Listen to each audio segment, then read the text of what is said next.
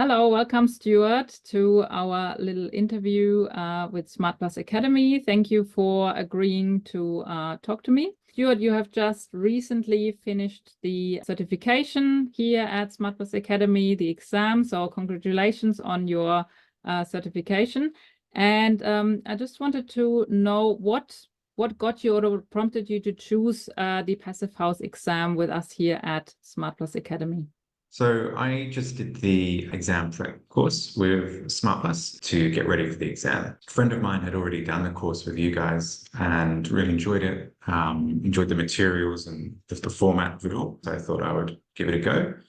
And it's been really good. The materials that you guys have provided in terms of the handouts, the formula sheet in particular, was just exactly what I was looking for. I just felt like I needed a bit more clarity and a bit more time to sort of digest it all. And so I guess for the exam prep course, you provide a couple of mock exams and then videos sort of walking you through the answers to them. It's being able to sit with them and move back and forth in the video until it's sunk in and made sense was ideal. And then being able to shoot off any questions if I was really stuck on something. It was very kind to reply quickly, whether it was a written reply or a loop video. It was great.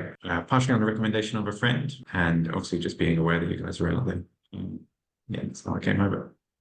Perfect. Thank you. That's what we really like to hear. Our recommendations are always good through someone else because you've already heard what we're doing. So from what I can hear, it sounds like your expectations of the course have been met. Is that correct? Yeah, entirely. I think the route for me, because I had already done a bit of study, was sort of aware of the criteria and the sort of themes through Passivhaus and sort of complexity of it, was sort of cautiously optimistic that the exam prep course was what I was looking for. But yeah, as I say, my friend was very positive and very confident that you guys would be what I needed. Thank you. And you said you did the exam prep course with us and the exam. Can you tell us a bit more? How did you prepare for that exam? How long did it take you? What advice would you give current students in terms of preparing for that exam? For me, I like to study in big blocks. I struggle sort of dipping in and out. It was structuring my time, knowing when the exam date was, and then kind of working backwards.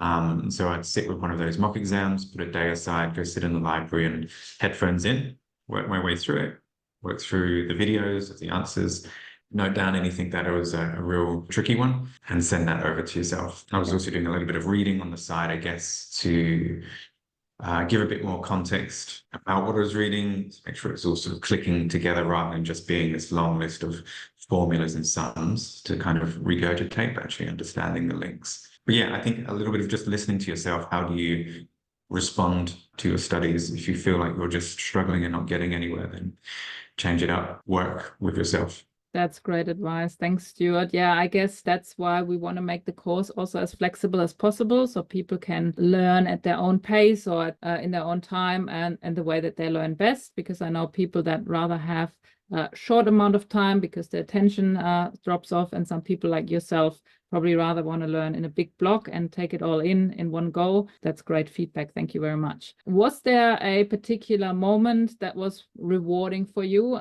Sort of not like obviously probably receiving that certification at the end was one of those, but was there another moment where you thought where something clicked or something was really understood? Was there a moment like that?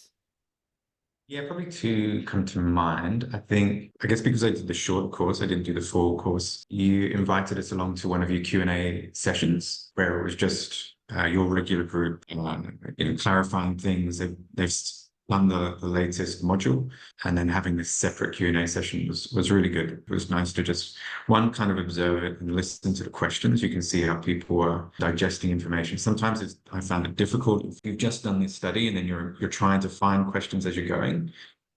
There's a lot going on, and it's hard to sort of always formulate exactly what you're struggling with. And so having that break between the study and the Q&A allows you to sort of digest, and you could see the value everybody was sort of getting out of that, being able to listen to other people's explorations of the ideas, and the discussion was really, really valuable. And I guess more broadly was having that extra time for myself and using your materials. As I said before, it wasn't just reading a whole list of formulas, it was understanding how they relate to each other.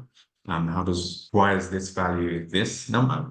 And how does that influence all the other things? So you're starting to understand, I guess, not just the maths of what's going on, but the physics of what's going on as well. So that was something I guess I was looking for, that sort of click of all this information to come together. Yeah, that sounds great. Like, I think it's so great once you really understand how everything comes together and not just follow a formula, as you said, from the formula sheet. I think that makes a difference. And you had that advantage that you had done the course a little bit earlier and that you were able to digest things and then come back to it. And I think that's a good way to learn. So learn something and then come back to it, because your brain will then remember and maybe see it in a different light. So that's a really good thing to do. So now that you've completed the course and got your certification, how do you plan to implement that into your work from here on?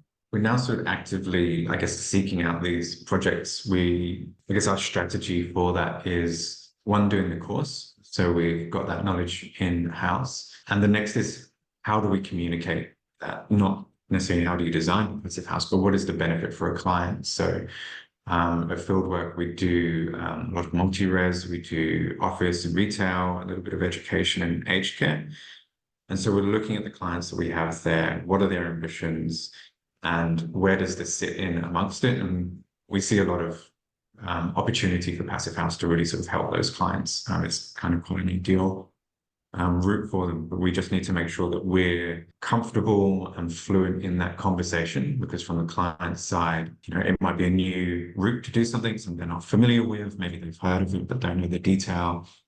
So our job as architects is to give them the comfort and the confidence that this is an appropriate route to meet their objectives. And that we can do that with there'll be a wider consultant team to pull together. But I guess, the architect is there as the storyteller as well, to make sure everybody's understanding the brief. So we're actively seeking those projects. And then internally, we're also sort of developing our systems to more readily support this route of design. So we're adapting how we use some of our software, doing some further research, case study research, that sort of thing.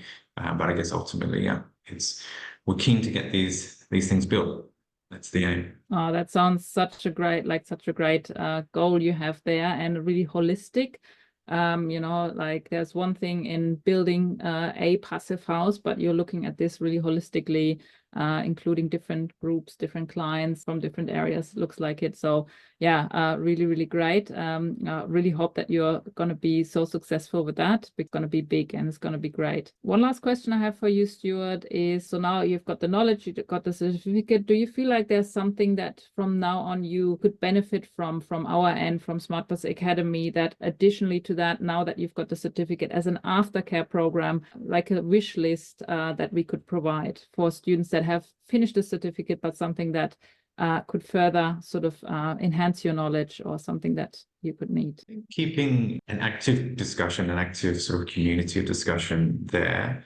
I think you guys, as kind of the curators of a space, whether it's the Facebook group or another sort of platform, having a sort of regular point for everybody to touch in, whether that's events or whether that's discussion sessions, or here's a case study, let's have a look and have a talk about it, what went well, what the challenge is, talking to the architects of that job or the engineers of that job. I think that's really valuable, because it's keeping focused on it. It's keeping within a community that sort of maybe has some familiarity with each other, and keeps, sometimes it's difficult to be on these jobs. So keeping the knowledge sort of alive can be a challenge.